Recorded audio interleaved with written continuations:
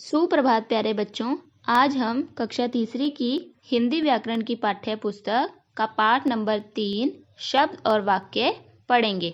तो आज हम इस पाठ में पढ़ेंगे प्रश्न उत्तर। चलिए शुरू करते हैं। तो प्रश्न नंबर पहला, शब्द से आप क्या समझते हैं, उदाहरण देकर समझाइए। आपको मैंने जब लेसन रीड करवाया था तब मैंने आपको बताया था कि शब्द किसे कहते हैं। तो आंसर में देखिए, आंसर 2 या 2 से अधिक वर्णों के मेल या समूह को शब्द कहते हैं। तो प्यारे बच्चों, आप सभी को पता होगा कि वर्ण क्या होते हैं। वर्ण हमारे होते हैं जैसे कि अ से लेकर अंग तक और क से लेकर ज्ञानी तक, ये हमारे होते हैं वर्ण। तो इनके वर्णों के मेल को, जैसे कि हम दो वर्ड्स को हम ज्वाइंट करेंगे, मिलाएंगे, तो हमारा क्या बनेगा, शब्द। जैसे कि उदाहरण में देखिए, मोहन, इसमें कितने वर्ण हैं, एक है म, एक ह, एक न। तो इनके मेल से क्या बना है, शब्द।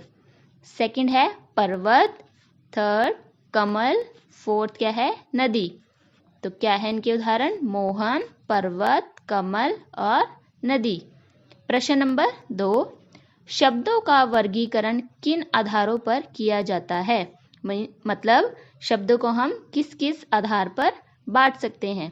तो उत्तर में देखिए, नंबर 1 उत्पत्ति के आधार पर, नंबर 2 रचना के आधार पर, नंबर 3 प्रयोग के आधार पर, नंबर 4 अर्थ के आधार पर।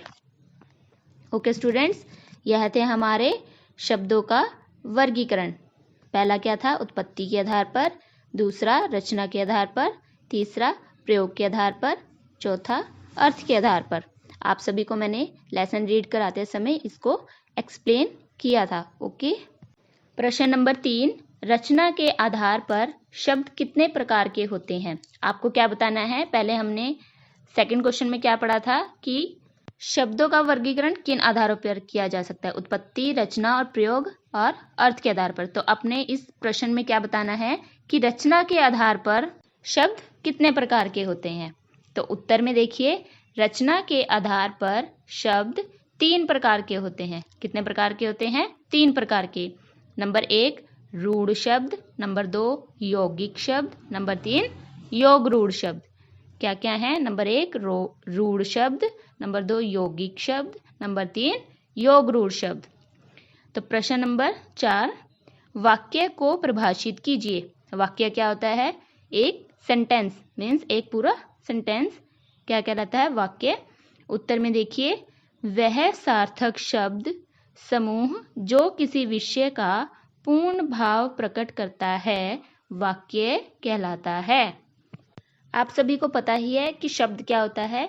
शब्द जैसे कि आपको मैंने अभी पढ़ाया था, जैसे कि पर्वत, मोहन, कमल, नदी, यह क्या है, शब्द। और जो इनका समूह होता है, मतलब कि इनको हम अगर एक साथ मिलाकर बनाएंगे, शब्द बनाएंगे, तो उसे क्या कहते हैं हम, वाक्य।